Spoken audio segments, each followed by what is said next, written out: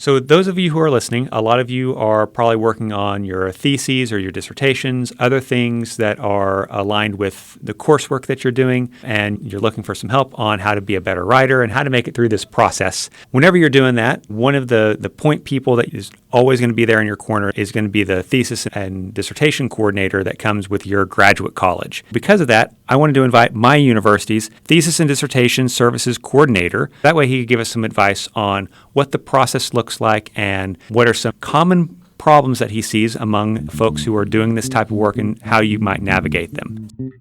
Are you interested in mastering scholarly writing, developing productivity, and increasing impact, all while staying healthy? Then welcome to the Publishing Academic Research Podcast. Hi, my name is Dr. Kyle Reddick, and I'm a full professor at the University of Northern Iowa. I've written dozens of articles, books, chapters, and essays, as well as edited some of the top journals in my discipline. I meet so many scholars who have creative, innovative, and daring ideas, but can never seem to get those projects from proposals to print. I want you to get your work in the hands of people who will read it and appreciate it. So let's get into this week's big idea. I want to introduce the person that we have on campus.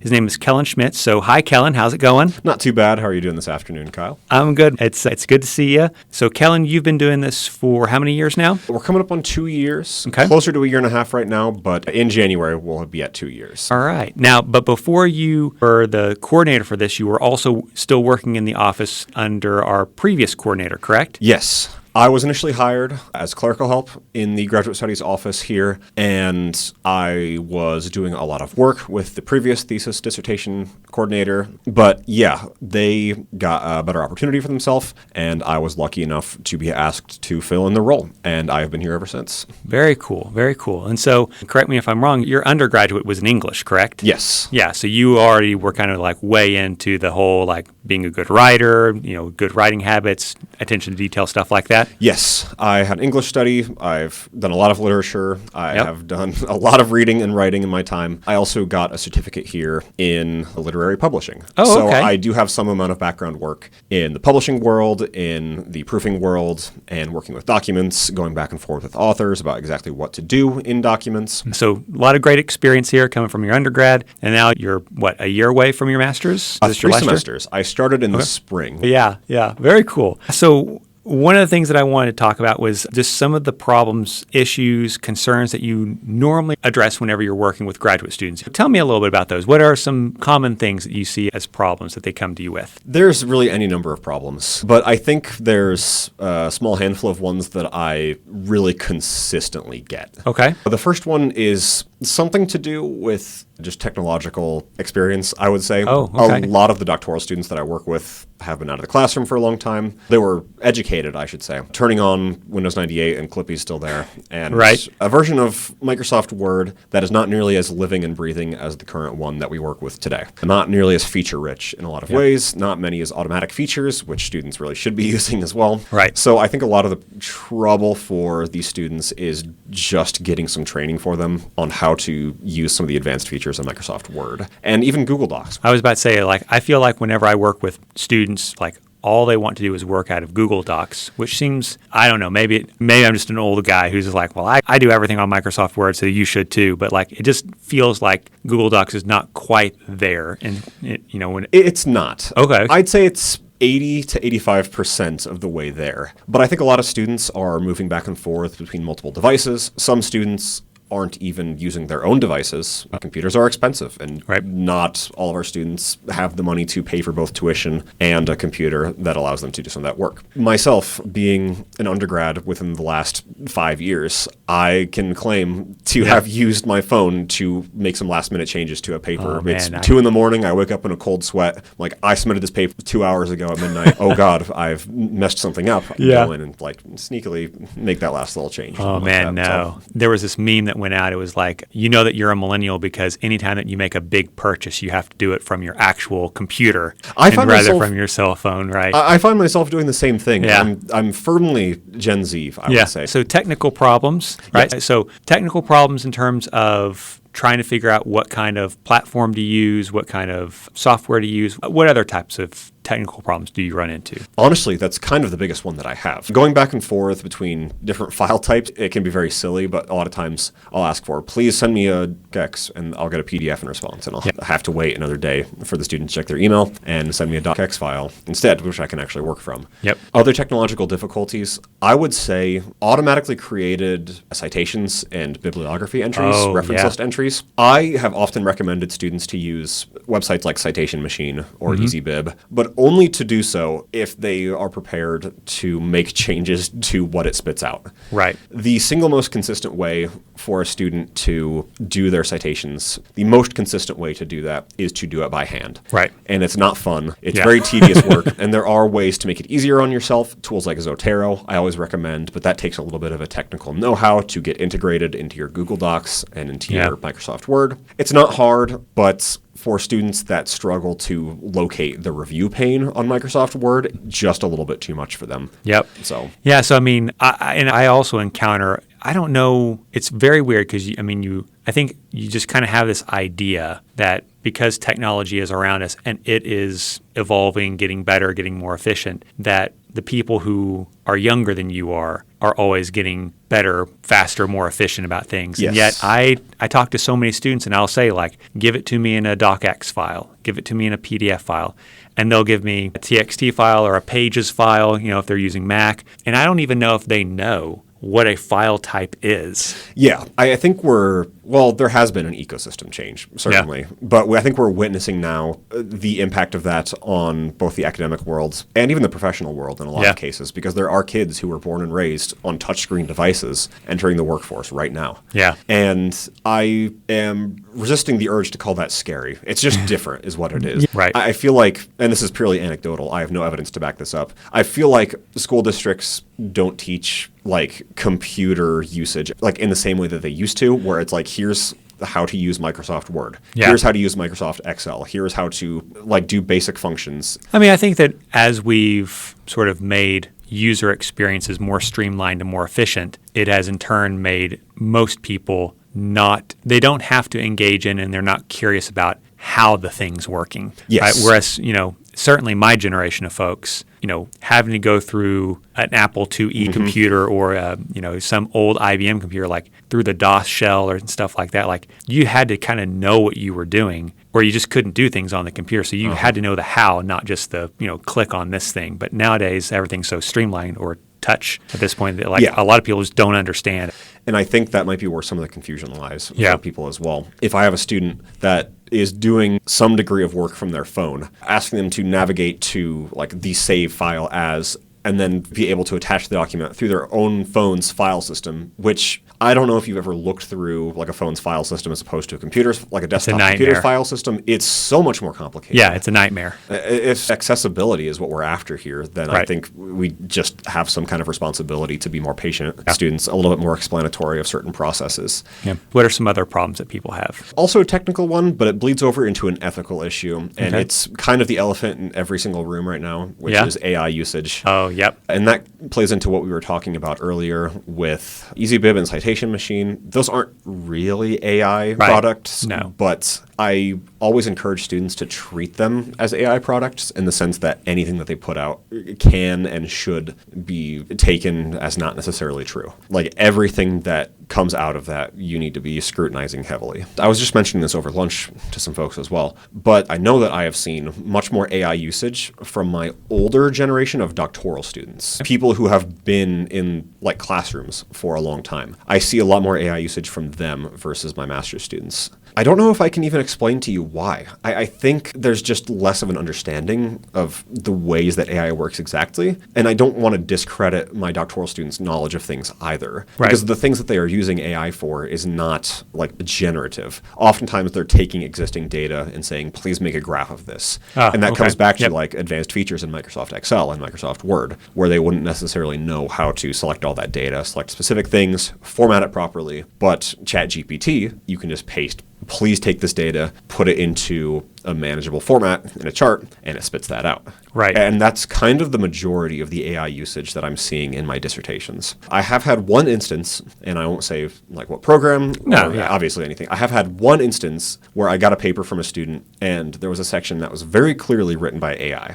I think especially just knowing how the student wrote other sections of their paper and how they formatted things, getting to this particular section was really jarring because it, in a way that only AI can, where it's extremely generalized, like one paragraph things, and each of them was under a specifically worded heading. If that makes any sense to you. Like, does that register to you as AI immediately? Oh, yeah. I mean, anytime that I see something that has very short paragraphs with bold headings, lots of bullet points, dashes, weird punctuations, ellipses, stuff like that. Like any of those things are indicators to me that this might be AI. And then to your point, if you're a good enough writer or a good enough editor, I can read someone's work and sense tonal shifts. Yes. Right. So I read 2 or 3 paragraphs. I'm like, okay, that's the way this has been written. Then I get to this, all of a sudden this like immaculately written, but oftentimes very vacuous paragraph. I'm like, okay, well, that was AI. I think vacuous is a good word for that. Yeah. It's corporatized, it's sanitized in a way.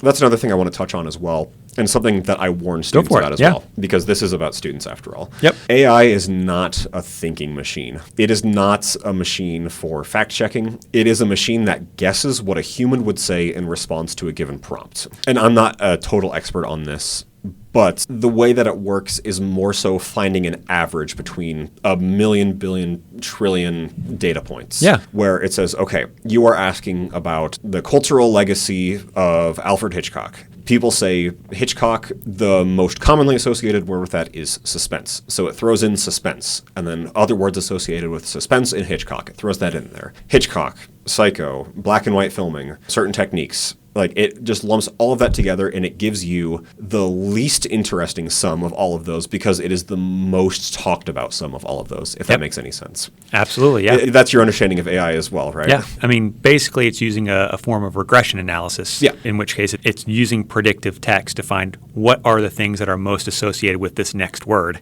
And to your point, it's going to pick the words and branch out from that to find the most common words, which is why it's always so generalized, and it's helpful to give you a broad understanding of something, but certainly not a substitute for actual academic writing. Exactly. One of my favorite examples to give to students just about how AI, if they choose to use it, it should be scrutinized heavily. Right. They used to be able to ask generative AI how many R's were in the word strawberry. And consistently, time after time after time, it would tell you that there are 2 R's in the word strawberry. Mm-hmm. And that's just demonstrably not true. And I'm not certain what quirks exactly caused it to say that, but it's a really good way of proving that AI is not what it is advertised as this infallible, emotionless, purely critical way of thinking about things, but rather an amalgamation of existing points. Yeah. It's a particularly strange one. And it's, as you mentioned before, not a substitute for academic research. It's not even necessarily a good way of collating certain things that you've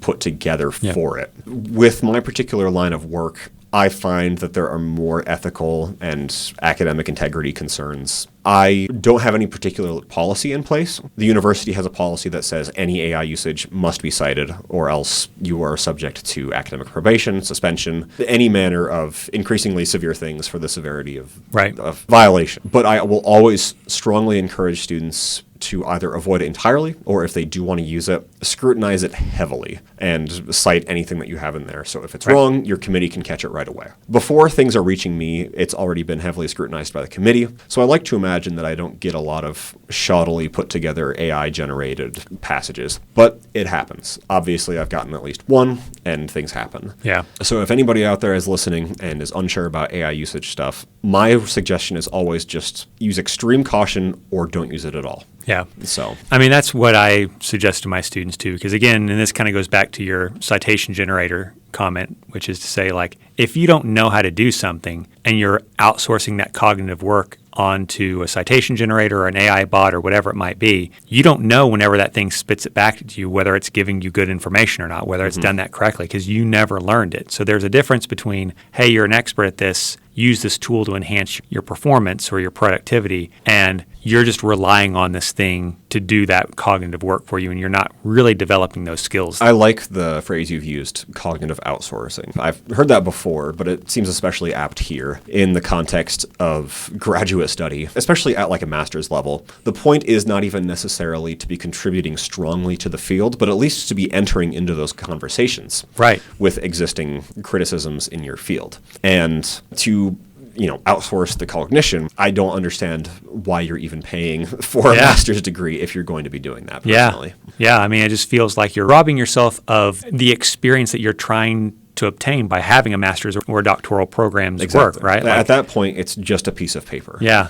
So, talking about other problems that you encounter with students, do you have instances where students have other types of problems that are like loneliness or procrastination or depression or anxiety or things like that you encounter with students? Yeah, I think the nature of being a human in 2025 is just an increased, beyond just an increased distribution of folks with mental health issues, the causes of which are many and things I won't get into. Again, separate podcast. Yeah, separate podcast. But the fact of being a human in 2025 is that we just need to give each other a little bit more grace. Right. And the power that I have, I try to use in a way that's going to make students' lives better. If a student needs an extra week because they had a death in the family, or it's just I can't get myself out of bed as easily as I was able to during the fall, because fall is great and everybody loves fall. Fall is way better than spring. Yes. I mean, you start the semester off in spring, and and here in Iowa, like pretty much all of the semester, if not the entire semester, the weather is terrible. Every year, I've been here 11 years now, every year in January, I think to myself, I finally gotten the hang of Iowa winters. I'm going to be okay this year. And then about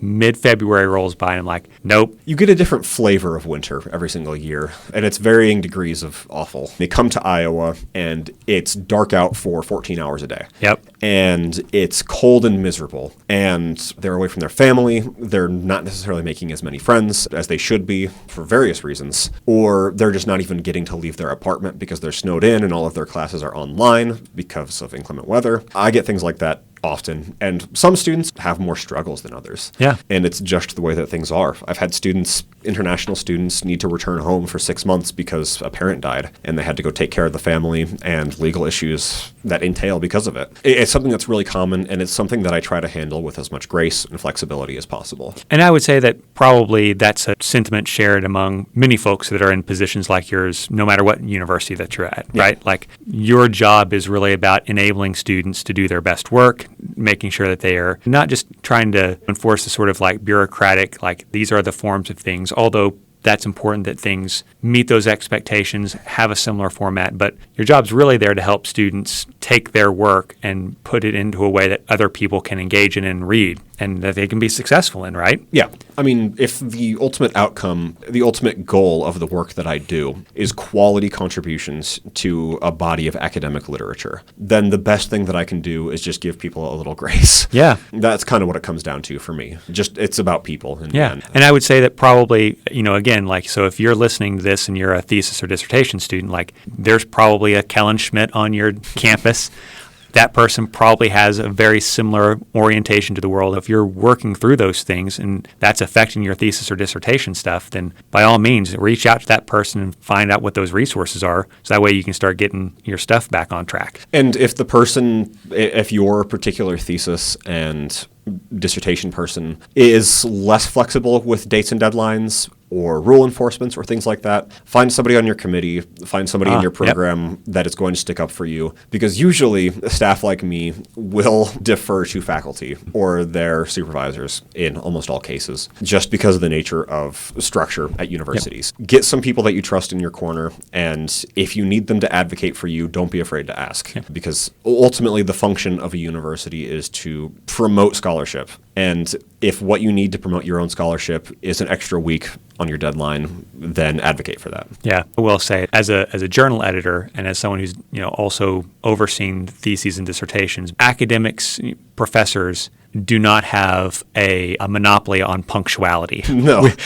As a general rule, we are people who miss deadlines ourselves. We're not always on time. We're not always doing things exactly the way they need to be done. And so, especially if you are in a humanities field, your professors are the last people to be lecturing you on timeliness. Yeah. So if you're feeling guilty, you're feeling anxious or depressed about the progress that you're making on your work, and you're missing deadlines, you're missing targets, I think it's an important thing is first you need to take a step back, forgive yourself, really kind of think about what are the barriers that are challenging to you, and once you can identify those, connecting them with the right people to make sure that you can overcome those, whether that's your committee, your advisor, or someone like in Kellen's position who can help you with those things. I agree with that. Yeah. I think the biggest favor you can do to yourself as a student is really just make friends, whether it's with your cohort or with your professors or with the staff that you're encountering. Yeah. Just make friends with people, because building a network of people that you trust, and if you are competent, will vouch for you and your competence in a professional setting, in an academic setting.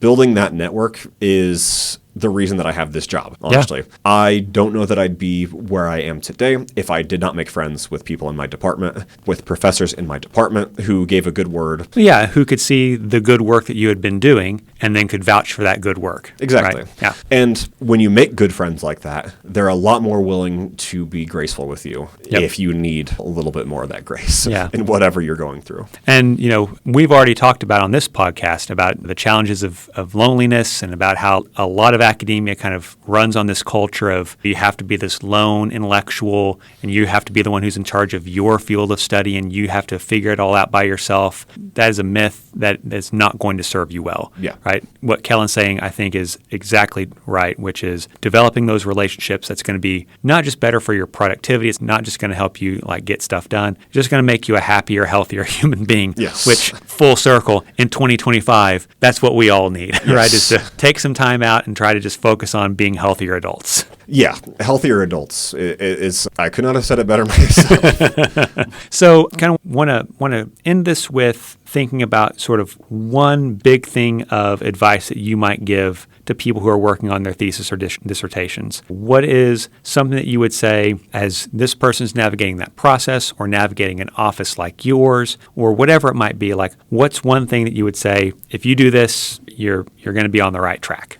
I think I have something here. I'll end it on Special Agent Dale Cooper quote, because I love Twin Peaks. And okay. I think, especially as an adult in the modern day, and this is not in promotion of overconsumption or anything like that, but every day, once a day, give yourself a present. Okay. Seriously. Yeah. And it doesn't have to be I buy myself a ring, a piece of jewelry every day. Right, no. yeah.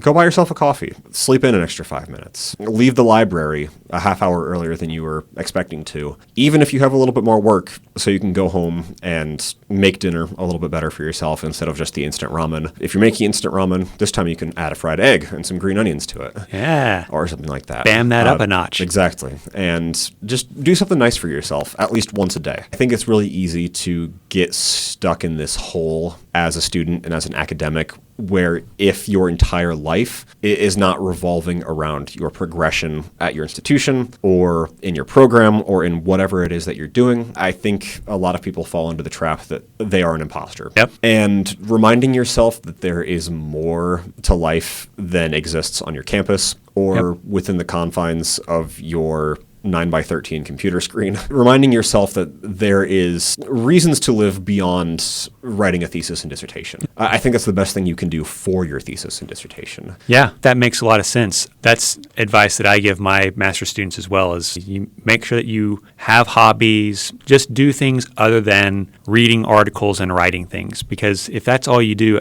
at some point in time, especially if all you're doing is writing, you're just pouring out. Yes. You don't need to be constantly extending yourself as far as possible without also asking other folks to reach just a little bit further for you. Yeah. I think it's our responsibility as humans to take care of each other. Yeah, and I think that goes back to having that network of people that you were talking about, right? I'm kind of mad that I said the networking thing before you asked me what the most important bit of advice was, because number one, find your people. Number two, take care of yourself. Yeah. I think those are both really good things, and I think that they intersect with one another, right? Because ultimately, in order for you to be, happy and fulfilled and, productive, is for you to have sort of a rich life that's beyond just your job or Exactly. beyond being a student or whatever it might be. And I think there's also like just a lot of research that shows that physical activity, eating healthy, all those things, again, those are things that are putting stuff back into you as you are expending that energy on whatever your writing project is. Yes. It's very annoying that people who always harped on about eating healthy and actually exercising and doing this and that and mindfulness, it's very annoying that all those people were actually right.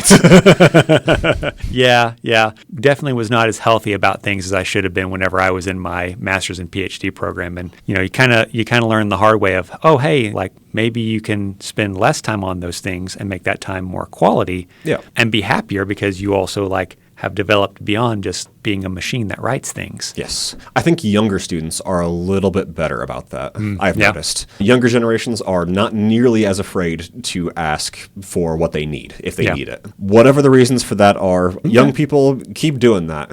Keep separating work and life as much as possible. You are only doing yourself favors in the end. That's fair. Anything else that you want to say before we head out today, man? Just a quote from the late, great David Lynch. Focus on the donut, not the hole. Why? Focus on what is there. Don't focus on what you don't have. Don't focus on things that are not there. Focus on what's there and not what's not there. All right. Very cool. All right. Well, thank you so much. And again, Kellen here is our Thesis and Dissertation Services Coordinator. So if you are on our campus, feel free to reach out to him with questions. But if you're on someone else's campus, if you're doing this somewhere else, then find that person on your campus because I'm sure that they want to be helpful for you as well. Absolutely. And even if you are not at UNI, feel free to check out grad.uni.edu/current-students. Oh, yeah. That's grad.uni.edu/current-students. I worked in radio for several years. I know to repeat websites. Yeah, I should have done the hot wings thing where I ask you at the end, promote your thing. So yeah. Oh, I got nothing going on right now. I got a couple things going though. I'll let you know as soon as I have something public, which I'm hoping to get done at some point. But go to that website. Yes, grad.uni.edu/current-students. You can find our formatting guide on there. Whether you are a University of Northern Iowa student or not, we have a formatting guide on there. I tell you explicitly how to use certain features on Microsoft Word and Google Docs. We have templates that you are free to download. Take advantage of those if you need it. If you send me an email and say, hey, I listened to the podcast, I'm not at UNI, but I want access to the Google Doc, I will happily send that to you. So, very cool. Well, that's awesome, man. Thank you. Absolutely. Thank you for having me, Kyle. I appreciate it. Hey writers, what's stopping your best ideas from becoming your next big publication? Brilliant ideas shouldn't die in your drafts folder. Now's the time to bridge the gap between the possible and the published. If you have the time, I'd really appreciate it if you would subscribe to the podcast, leave a positive review, assign this to your classes, or share it with a colleague. All those things help get the word out and let me know what I can do to make this podcast the best resource for you. Also, if you'd like to set up a time to chat with me about your next big idea, then you can find my information in the podcast description where you can schedule a time. So until then, keep healthy, keep writing, and don't let reviewer 2 get you down.